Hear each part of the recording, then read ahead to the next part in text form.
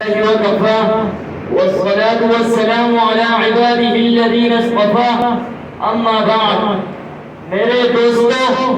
احساس کمتری سے جان چھڑائیے بزدلی سے توبہ کیجئے سستی اور بے حسی کو قریب نہ بھٹکنے دیجئے